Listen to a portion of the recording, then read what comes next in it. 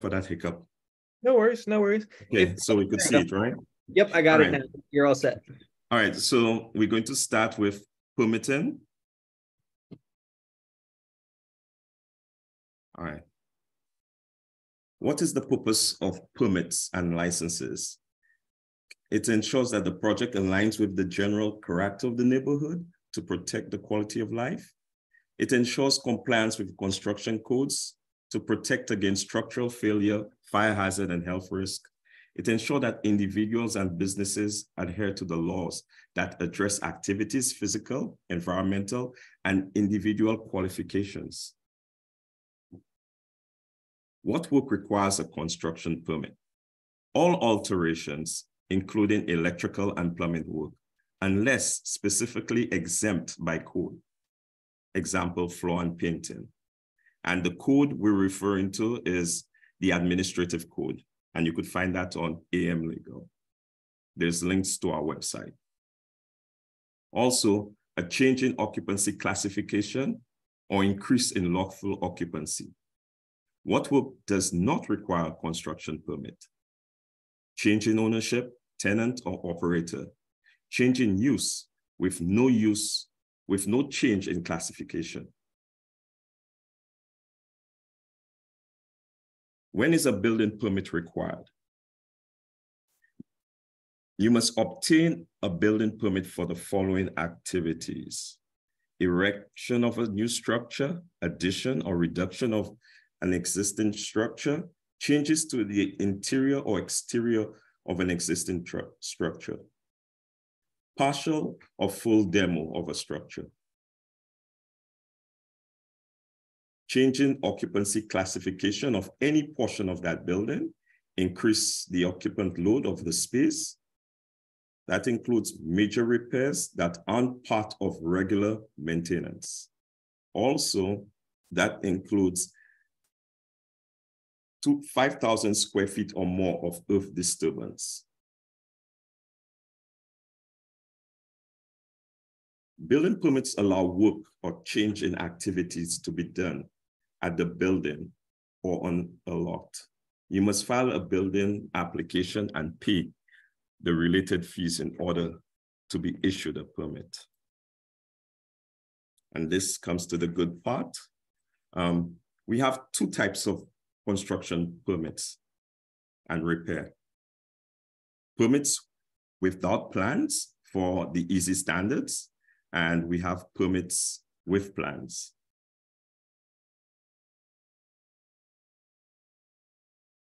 To find out if your project qualifies, check if the planned work complies with the easy standard by visiting the department's website. If you get an easy permit and do not follow the standard, the permit will be revoked. Note, the easy permit standard titled alteration is for existing one-family dwelling.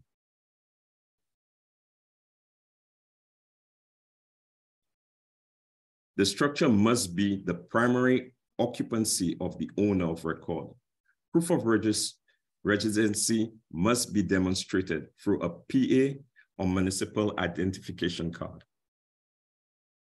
So, to answer another question, what if I'm not the owner? How could I develop or take over, renovate a single family? Okay.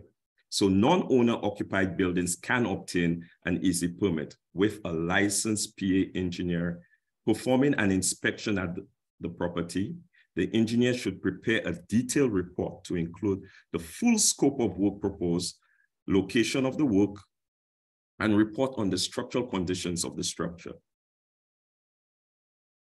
along with the form, the easy form. Various scopes of plumbing work are eligible for an easy permit, which do not require you to submit plans. Some of them you need, as a prerequisite, you need PWD approved utility plan for new construction.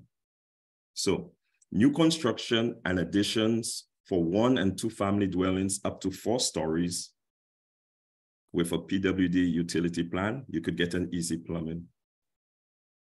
Alterations in buildings 4 or fewer dwellings up to 4 stories in height qualifies.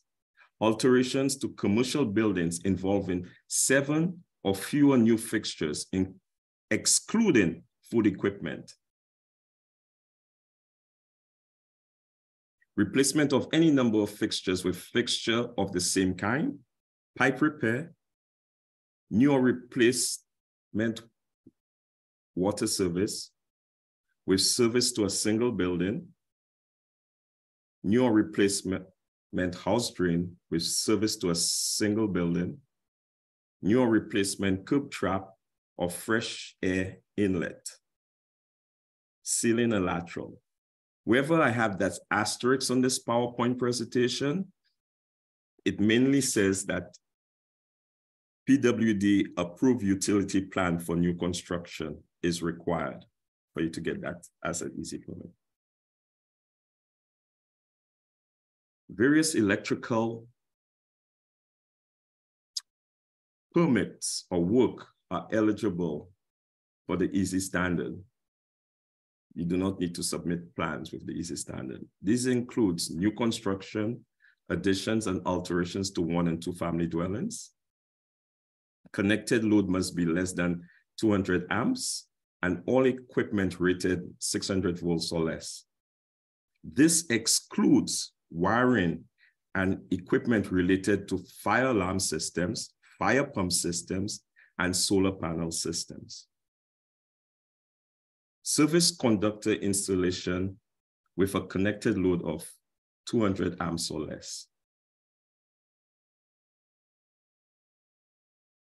Alterations to interior wiring of commercial buildings or individual tenant spaces less than 2,000 square feet in total floor area, excluding healthcare facility, hazardous occupancy, and occupancy class change. Certain solar panel installations are eligible for an easy permit. Alterations to commercial buildings limited to replacing general electrical equipment rated 600 volts or less, no new wiring, replacing fire alarm notification and initiating devices, no new wiring, telecommunication cables, temporary wiring with an on-site power source for an approved use, temporary wiring with an off-site power source not exceeding 200 amps for an approved use. And we have the electrical vehicle charging station that meets the EVC permit standard, which is like an easy permit.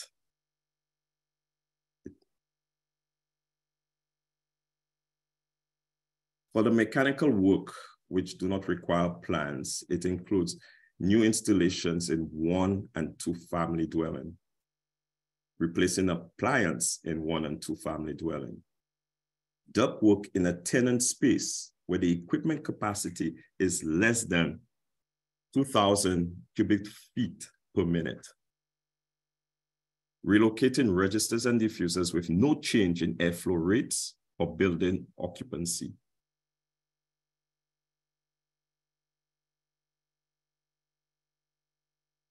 For almost all permits with plans, all right, the building plans are required to be sealed by a registered design professional with the following exceptions. A non-structural alterations where there's no modification to the bearing wall or floor framing, and the associated cost of work is less than $25,000. Electrical plans are required to be sealed by a professional engineer under the following circumstance. Any installation where the connected load is 100 kilowatts and or 400 amps or more. When upgrading service in existing buildings, when load is 100 kilowatts and or 400 amps or more. Most plumbing plans are not required to be sealed by a design professional as long as the work does not exceed $25,000.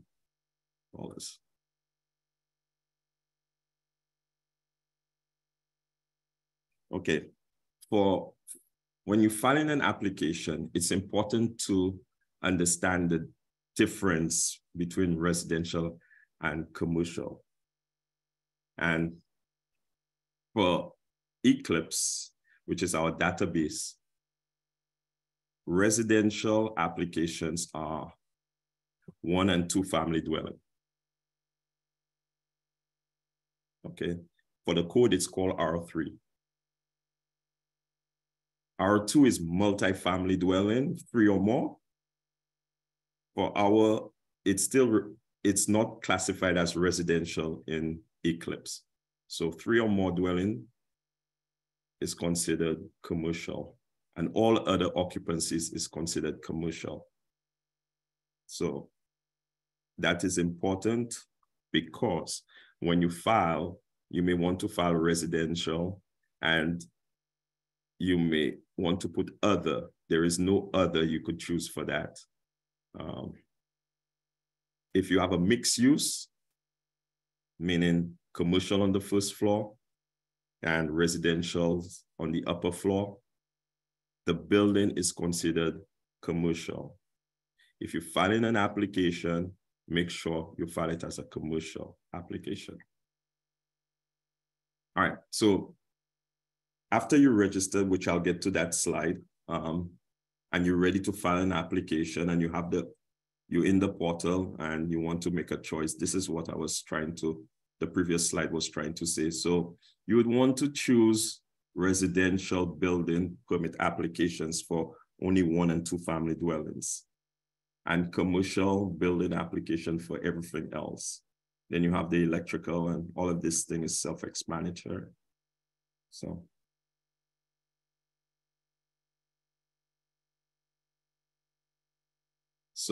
we covered a little bit of the easy permits and permits with plans requiring a seal. That's the biggest thing with the plans. Now, you need to know something about zoning. So before committing to a location, you need to know something about the zoning. What is the zoning district? On the Philadelphia website, if you use Atlas, you could just type atlas@phila.gov. You could, or atlas/phila.gov. You'll be able to get into Atlas. It's a software that gives you a wealth of information. It gives you the zoning maps and it gives you links to the zoning codes once you're within the L&I section of Atlas for information. Okay, so zoning is required for most permits. If there's a change in use, if there's a change in the building height or floor area, if you put in signage, or you're changing in the parking conditions. Zoning runs with the land. A zoning use permit is not required for a change in ownership or tenant. This is why you need to, if it's an existing building, you need to do some background check using Atlas to see what is the last use on that building. If it's something that you do not want, then you have to file a new use application to change the use. If it's existing, the use was there, established, you need not file a new use permit. You could just go ahead and file a building permit for the alterations or whatever you're doing or additions. Yeah, when you get into Atlas, like I said, it gives you the history of the permits, the licenses, and inspections at their address. It also gives you violations, if there are any, of that property. Let's see if I have a screen of that. Yeah, this is an example of when you get into Atlas and the license and inspections, there are various categories. Drop down, it will tell you zoning. What I have circled, that says we have some history on that property, 26 pages, and you could just look at the pages. This is an example of it. So you want to take the most current page, you know, to see what application, what permit was issued for that use. And like I said, if there's violations, you see. This is an example of the zoning map. And unlike this slide, on the map itself, you could actually find the base district.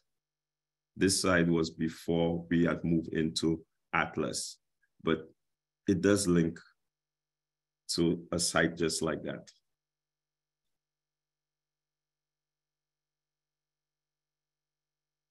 This is how the map will look, and you'll see, if I cannot zoom on it, but you could actually see the zoning-based districts in there, or the zoning districts. So the zoning code, which you could find on AM Legal, any changes we have.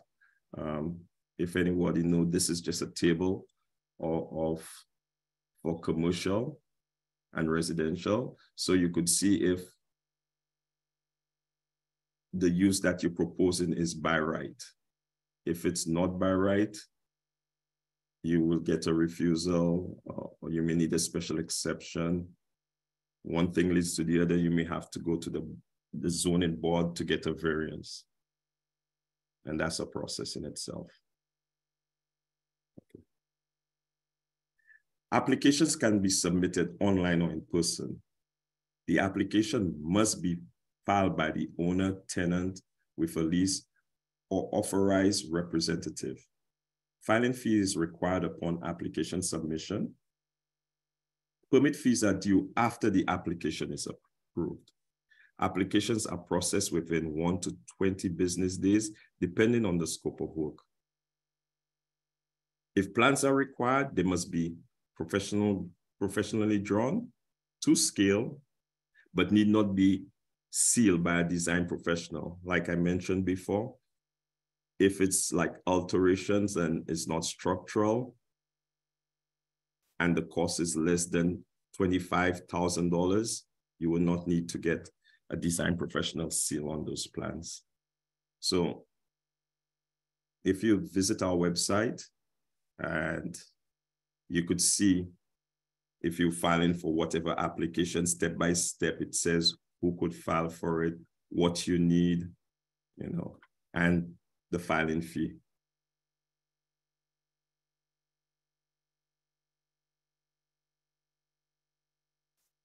So because Ellen and I moved just before the COVID we launched Eclipse, which is our online permit database. Before, everything was on paper. Now you could submit electronic applications and plans, and it gets approved the same way. You could file in person, both ways, on paper or electronically. Now, if you're filing electronically, it's always good. Even if you do have an application, it's advised that you establish an Eclipse account.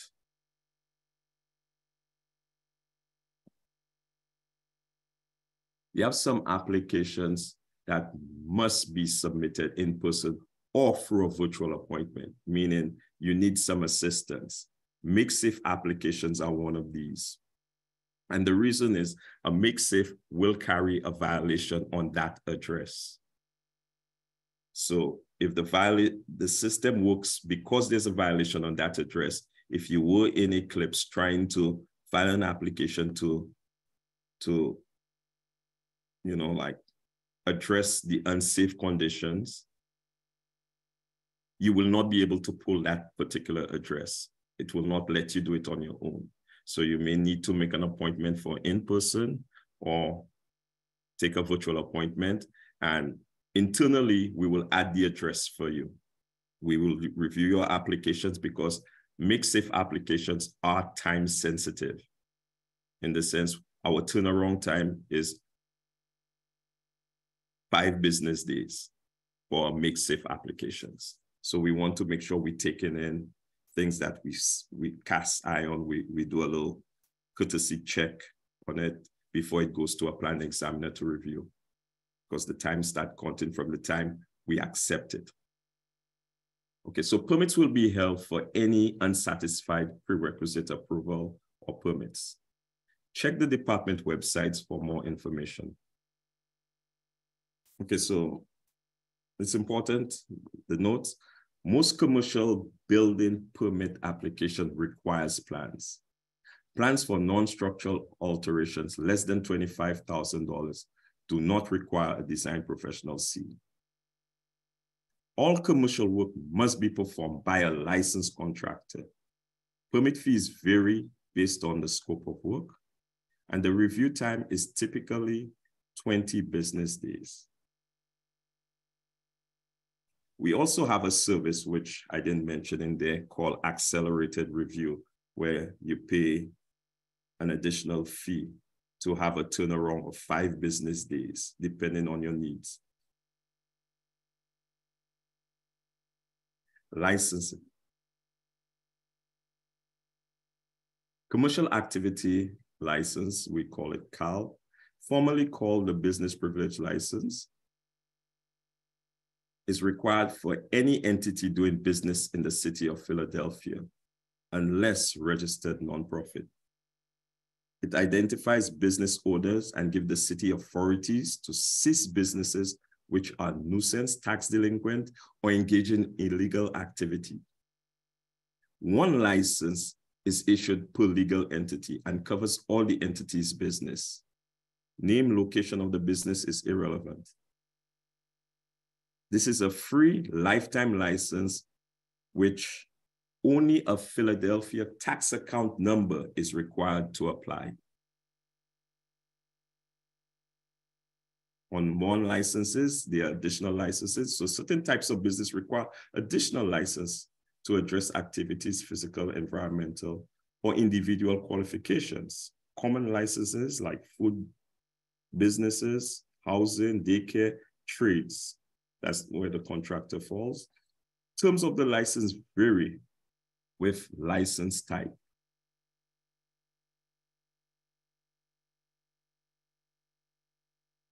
A licensed Philadelphia contractor must perform the work except when the project involves an existing 1 or 2 family home. Then the work may be performed by the owner, a registered PA home improvement contractor who holds a Philadelphia commercial activity license.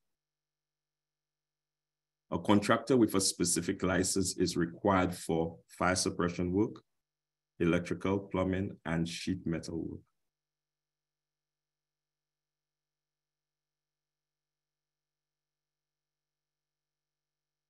Where required, the contractor must be named before final payment for a permit can be accepted. The contractor must have an active license, be current on all city of Philadelphia taxes, and have a current insurance on file with L&I. Yeah, this comes up like every day. People file applications, and for some reason, maybe the contractor is already on the application. However, the system it triggers if the due date of the insurance expires, because it might be biannually or annually. If that expires, the license becomes like, it's not inactive, but the system will not allow us to issue the permit. So within the portal, the Eclipse portal, contractors, anybody doing business, you may want to check to see what expired documents you have and upload it. Once it's uploaded, We have a way you could send us a jot form telling us, you uploaded information, and we will approve it, your license, and your permit will be issued. Also, you could just upload it and make sure you just keep it current every time you upload it. You don't have to pull permits, but the day you pull a permit, the examiner could check and see what was last uploaded and if it's current. And from there, we could approve it and issue the permit. So if we could approve a permit but not have it issued, meaning you cannot pay for it because of a number of things, like the contractor's license expire, or the contractor license got inactive, or the insurance is not updated. What we do at the time where we want to approve it, which we will, we'll just put a hold, and that hold will not come off until the conditions, the contractor's issues is resolved. And you could see all of that through your portal if there's a hold place, and what the hold is about, and how to get help to resolve the hold. Okay, so like I mentioned, it's important, even if you haven't filed any permits yet, or you plan on, just log in, to our website and just register for an Eclipse account. It's a short process. You will get a confirmation. If you're already a contractor and you have a commercial activity license, you could link all of that in Eclipse. And if you have contractor's license, you could link all of that in Eclipse.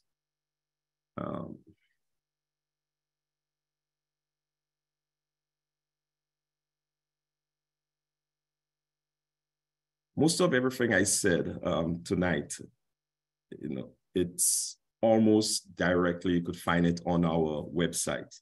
Some of the information, if you go into permits and certificates and you want to file a permit application, it tells you, an option of easy permits. Easy permits, they are specific. You have to read the easy permit to see if you qualify for an easy permit, because they have conditions on each one of them, and they're specific. You may get one for roof covering, you may get one for siding, it varies.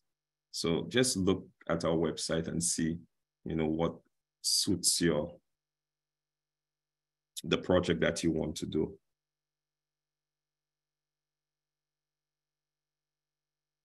Also, because we moved to the Eclipse permit system, which is our online database, they have certain days we may shut the system down, mainly at nights, just maybe like 4 hours, from maybe like 10 to 2 a.m. And that's just for maintenance. So you may want to look on our website. So far, I've noticed it's always on a Thursday, depending on what Thursday it is. But it might be once a month or once every 2 months. But you want to check. And it's not like the system is down for no reason. We give announcements way in advance. So if you just check, you just try and do business around that. Like I said, it's always around 4 hours, 10 to 2, unless it's a serious issue, which needs to be reported to our IT unit. Also on our website, you could see how you could apply for in-person or virtual appointments. If you were to just click this post, it would take you right to, a link that would send you to our QLS system. All right, so for permits and license application, both virtual and in-person appointments are available. To make an appointment by phone, you could call 311. If you're outside of Philadelphia, you could call the number 215-686-8686. Or you could make an appointment online, like I said, through our website using the QLS platform. to file both permit and licenses, you must make separate appointments. Okay, so each appointment is categorized, you know, like a virtual permit, a virtual license, and in there you could choose either renew or new. And under virtual permits, you could add assistance, make safe, or waivers. That's the tabs we have available. And we have in person. So the beauty of that is when you make one permit appointment, you could file 3 permit applications or pick up any number of paper applications that you previously filed that were approved. And same thing with the license. One license appointment, you could file 3 licenses. The reason we did this was, you know, to cut back on people just taking up appointment spaces and not showing up, and people cannot get, you know. So we made it like it's all linked. You could only apply for 1 permit and 1 license per day.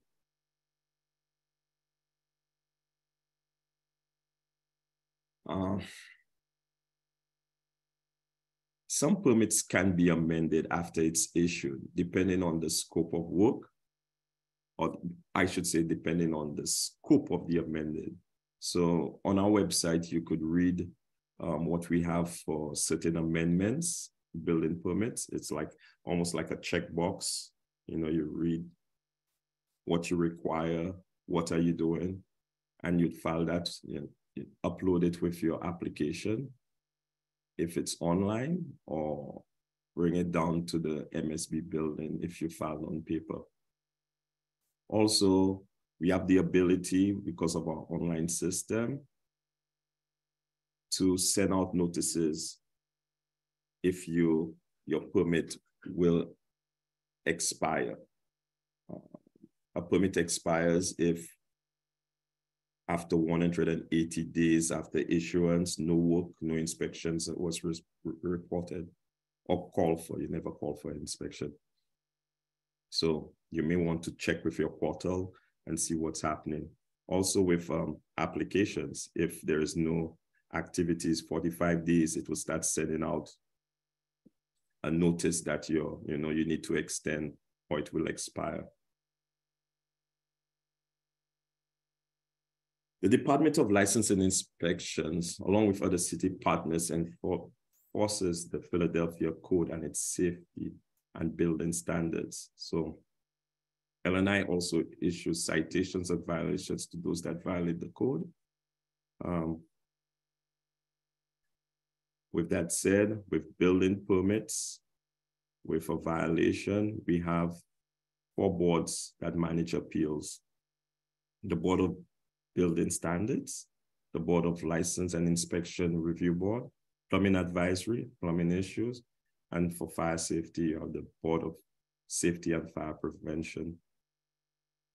In cases, like I mentioned, where you may require exception for use or zoning, which is non-conforming, if you were denied, you could appeal it. For zoning matters, it would be the Zoning Board of Adjustment. Again, I cannot stress, our website has a wealth of information. So we also have the FAQs on our website. If you could just go and see permit application scope, scheduling, violations, notices. And if that doesn't work, if you want Eclipse between 9 and 12:30, we have like a chat function where you could chat with a live representative who would be able to assist you. They would know what site you want. They would assist you with questions about filing an application, along with virtual appointments and in person. So how to reach us? You could use our website. on our website. We have this about. I think that's one of the very important tab. The about. You scroll down to contact us. You could use the 311 call center. And if you were to use the online about, this is the menu you would have where you could, you could inquire about permit or inspection issues, license issues, if you have a code question, any kind of issues like payment, our response is like 2 business days if you had something like that. Some of them, we tend to get to it within like minutes, not even hours. So I get these like on the spot, missing a virtual appointment. Because of our queueless system, some people may have filed for an in-person and they thought they were a virtual appointment. They will get this notification or text saying your appointment is coming up or so on. And if you didn't receive so-and-so text, if you didn't receive, a confirmation, or if you didn't receive a link text. So most people, I've seen that, people who pay attention, they may text saying they missed the link or they didn't get the link. And sometimes the link went to spam. So if we pick that up in time, which we try to, check it frequently, we will send them a new link and tell them, hey, check your spam or so on. We respond to that quickly. Less than 2 business days. I think that's the end of my presentation. Okay. Great, excellent. Thank you so much, Curtis. That was a lot of great information, and I'll be sure to send out the PowerPoint to everybody who had attended, just so they have it and can go through it. And also that we put a bunch of links in the chat to the things you were mentioning, like the QLess and Eclipse and Atlas. So we'll also put together some of those for everybody. But yeah, thank you so much, Curtis. That was great. Oh, thanks, Derek. Thanks, everyone. Now, if it's all right, there's some questions that we have that people submitted throughout, and I have also got a question, and we got about 10-15 minutes here before we got to wrap up. Is that all right? Yes, let's start. All right. The first question I had was just back about the easy permits. I see that it says that for an easy permit, you must be the primary, the residence or the property must be your primary occupancy, and it must be like your residence, unless there was a addition to that said if you have a authorized or a licensed engineer do an inspection. Can you just talk a little bit more about the process of an easy permit if, say, you're looking to get it for an investment property or a property that you don't live in full time, like many of our jump starters? Okay, well, the idea of getting an easy permit, because it's mainly non-structural work, is just like for flippers. A few years back, right, we developed, we realized that, hey, if you are the residents, you would want to make sure that the work is done right. If you're flipping it, maybe not so. So at that same time, cutting off developers from just using the same standard, it probably wasn't too fair, because now you'd have to produce plans, because the easy permit is without plans. So we said, okay, if you could get an engineer to, do an inspection of the property, what's structural, what's not, then you could bring that report, no plans, right? With an easy standard, and we will issue a permit, just like if it was an easy standard, because there's no review. Again, the conditions of the easy standard would still stand, but we say you did due diligence as to find out what's defective with that existing property first to give you. Okay, gotcha. And is that something that you see commonly that people are applying? Yeah, Yeah, we see that commonly. We see Okay. that very common. Okay, great.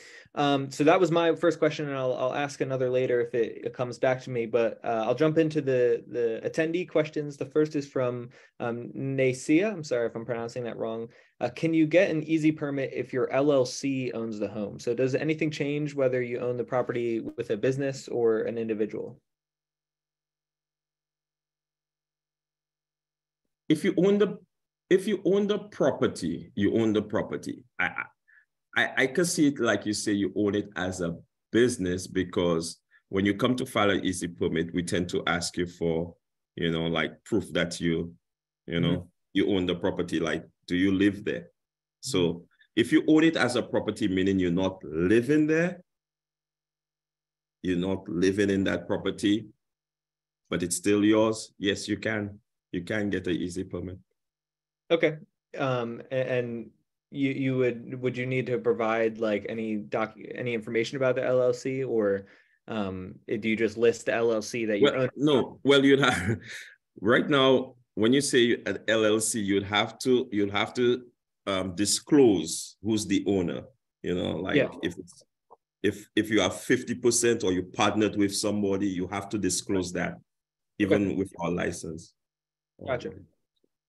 Next question here comes from Edward, and he says, is an expediter considered an authorized representative? So I think this was referring back to the application process. An expediter can do that? Yeah, an expediter is an authorized representative because they get paid by the owner. I would say they get paid, they're authorized by the owner to file an application.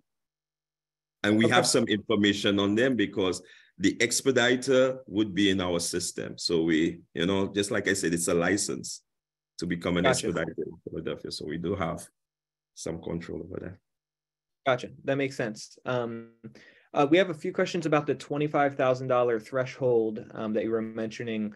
So does that $25,000 threshold refer to the cost of the entire project, or just the structural work that you're completing? We have it as 25,000 for the entire project. Okay. Which, I mean, in the past we haven't seen. In the past we haven't seen it like you come for alterations, you say 25,000. At the same time, you're not pulling a mechanical permit. Mm-hmm. You may pull the mechanical permit separate. So we don't go back and check it and say, hey, the cost of the mechanical was maybe like 5,000 and look, they pulled this shouldn't. No, we say the cost of construction, which we will look at as the building aspect of it. Mm-hmm. So when I said 25,000, so for electrical, you have to show a contract. The fee is based on the contract. So at that point, for electrical, you'll show a contract, and the cost of work will depend on the contract, depending on if it's easy or not. You have to show us a contract, upload a contract, and then we take 2% of that. So we will know what it is for electrical. And plumbing is still an estimate. We don't really ask for a contract for plumbing. So when I say the total project, again, I haven't yet seen, unless you file it, because an easy permit is just it. It's not like a combo permit, which I didn't get into in this presentation. With our system, residential permits for new construction, it automatically generates the plumbing, electrical, and the mechanical. And I said residential. So I'm talking about 1 and 2 family dwelling. Okay. It's automatic. All you need to do is get those trades on board, those contractors, and these permits will automatically issue for them. Okay. The next question here comes from Keith, and this is about zoning. And I've come across a lot of properties that are zoned RM1, However, the lot size of many of these properties is under the 700 square foot necessary for the property to be a true multifamily. Are these properties zoned incorrectly? And when can you build a multi-unit dwelling by right? Without going into depths in the zoning, that was Keith that gave that question, right? Yeah, I know it's it's like non-conforming, but it was okay. RM1, it was before in the past they've changed the zoning classifications. I mean, it's still residential, but they call it different. So it may be non-conforming right now, but if you're not demolishing or you're not increasing, you're good to do whatever you want, that the single family or residential property allows. So you could have a non-conforming space properties, but for the fact of building, you'll be good. For the fact of zoning, if you add into it, then you may come into a problem. Okay. All right. Yeah. And I know zoning's a complex thing to start talking about. There's a couple other questions. Yeah, it's a whole. Yeah. So I want to just remind people that we actually have a JUMPinar coming up next month on the 17th with a zoning attorney. And we're going to talk about zoning in Philadelphia and probably be able to answer a lot of these questions a lot better. And you can go to our website and register for that. But yeah, and thanks for your answer on that, Curtis. Okay. So the next question is Nasia again, and she says, do you ask for a permit inspection before or after the work is completed? So I guess the permit inspection is different than applying for the permit. What's the answer to that? The answer, okay. Once you get a permit, I'll start with this. You want to call for an inspection, like an initial inspection, right? So they know, at least they could see what's there, what's not, what you're doing, right? Once you start doing, it's both, right? The answer is both. Yeah, it's both. It's both, right? Once you talk to the inspector, okay, this is what we're doing, and then he'll let you go ahead and do the work. When you're ready, you call for inspections. That means you finish certain parts of the work, and they have various inspections. And I don't want to get too deep in that. So you could call when you finish certain part of work, you could call for it. Like if you're doing I would say the framing, you could call for inspection. The foundation, you call for inspection for that. You closing the cavities, you call for inspection for that. What's going on? Are you still there? Yep, I'm still there. Sorry. Yeah, so you call for the initial. However, you would call for inspections when you finish certain parts of the work. You don't want to close in the cavities or so on, where the inspector cannot see if the insulation, if required for the exterior walls. So you want to call while it's exposed for them to see it. So. Yep, that's a and again, all of that could be addressed with your initial inspection. Once they come around, you could talk, hey, how you want it. The inspector will, right, talk to you. Yeah, and I've heard many horror stories about people who've used or had a jumpstart project and they put all their drywall up and then call for the inspection, and the inspector's like, you got to rip all this out so I can see the work you did. And then they end up losing a lot of money. Oh man, sorry to hear that. But yeah, that's a good point. I'm glad you brought that up. Before we continue with the questions, there's just probably a time for another one or two. I just wanted to see if you wanted to mention the permit portal, that the pilot that LNI has put out. Oh, okay. Let me see. And yeah, you no need to go super in depth with it, but I do want to make everybody aware of it and send out the link. All right, let me see. I don't know if the link really works, but right now, so the permit portal. Okay. Let me say the permit portal, what it really does. Let me try and share. Stop sharing and then start back sharing.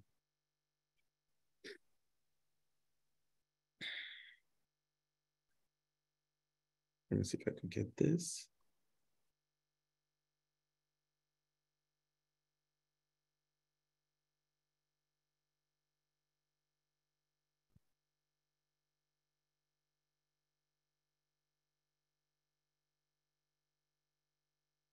Where is it?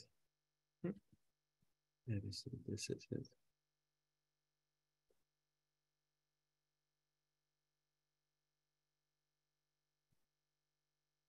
Oh, I'm seeing your email there. Yep.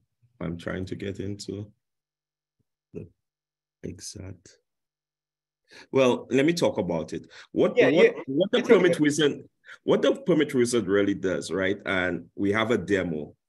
Like I was explaining to Derek earlier. I wasn't able to locate it on the external, when I'm out of the office on a private computer. But what it does is it packages like a project. So there are two. One is for residential and one is for commercial. So you'd start the permit portal by, telling it, what you want to do. I wish the demo nothing is better than a demo. Let me get. Okay. Let me share my screen. So it will ask you if you're doing, let's say, limited alterations, interior alterations, exterior alterations. So it's talking you into what you're really doing. Then you hit next, you move on. If you were to choose interior alterations, then after that, it will ask you for the residential. Is it a single family or two family? You would choose, make a choice. What you have, two family. All right, good. I choose two family. It goes on. Curtis, I think you mean to be sharing your screen. I don't see it. Oh. All right, let me get back. Yeah, so I think I just, in interest of time, Curtis, I'll send out the link to this and people can explore it on their own. Can explore it. So, okay, yeah. So once you choose two family, right? And you tell it, you ask it, you already said it's maybe interior alterations, because right now I'm having a problem sharing my screen. It will ask you for an address. Now, the address that you give it, it will check to see if that use, the zoning is good there. So if you say a single family, it will say, it seems like you're okay for that. Your zoning might be by right. And then you continue telling it what you plan on doing, how much square footage and so on. Eventually, the demo will just tell you what, if you need a zoning permit, it will tell you the cost of the zoning permit. It will tell you if you need a building permit. It will tell you if you need a mechanical, electrical, depending on what you choose. And it will give you a summary of costs for permits, only for permits. You may have to put an estimated cost of your project, because some of them, like I said, for the electrical permit, it's based on a contract. So it will take that into consideration, and you'll have a cost of all your permits, telling you all the permits that you require to file to get this project underway. Okay, great. So that I'll share that in the follow-up email, as well as all the other links and stuff tonight. Curtis, I just want to thank you again for joining us. I appreciate you taking the time out tonight and walking through all this. I know it's a lot of information to pack into an hour-long Zoom, but I really appreciate you doing what you could, and I think I certainly learned a lot about the process, and I feel like I'm able to direct people better to where they should look for certain information, as opposed to just telling them to reach out to LNI. So I appreciate that. And yeah, just thanks again. Okay. Well, thank you, Derek, for having me. And thanks to all our guests tonight. And Derek, if you have any questions, you could send me an email. I could walk you through anything. Okay. Yeah, will do. And I'm going to definitely send out all the contact information and places to reach out for follow-up questions. Thank you very much. The last thing I want to do before we wrap up is tell you about our upcoming JUMPinars. So our next one is going to be in person at our office on April 26th, and it's with Terry Kauser She's going to be talking about credit repair and improving your credit score. She's a board certified credit consultant, so looking forward to that. And then our next virtual one will be held the first week of May, with Kyrie Suswell, who's a recent Jumpstart graduate, and excited to have him speak about security for your rehab project, and how to make sure you don't run into things like theft and break-ins and all that stuff that you hear horror stories about. And then lastly, I mentioned it earlier, but we have a zoning in Philadelphia JUMPinar coming up later in May. That's also in person with a zoning attorney, Steve Masters. You can go to our website, jumpstartgermantown.com/events, and register for all the upcoming ones. And of course, the recordings will be available at jumpstartgermantown.com/library. So I'll have this one up tomorrow, and you can access all of the past content as soon as it's finished up. So be sure to check that out. And other than that, I hope everybody has a good night. And one last time, Curtis, thank you so much. And I hope to speak to you soon. Thank you all. Good night. All right. Have a good night, everybody.